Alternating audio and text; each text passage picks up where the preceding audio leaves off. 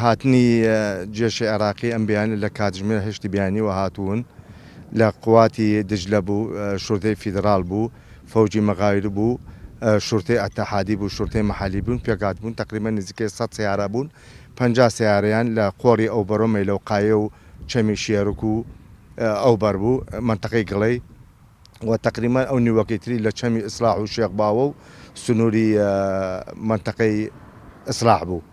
هاتنی ئەم جێشە کە بۆ مداهەمە بوو بۆ چەمەکانی قایە و چەمی ئیسلاح بوو بەهۆی ئەوە شەوی ڕابردوو چەند شەوێکی پێش ئێسا مەفرەزەکانی داعش جموجولیان زۆر کردێن لە ناوچەکە بە تایبەتی لە قۆڕی گڵەی ئاوایی شێرک قایە خانەقین. هاتنی ئەو داعشانە بۆتە هۆی ئەوەی کە ئەم جێشەی عێراقی لە ناوچەکە هاتووە. بۆیە دڵنیایی و خەڵکی منتەقەی خۆمان و سنووری خۆمان دەدەین ئارامن، هیچ شتێک نییە، هیچ شتێک ڕوو نادا.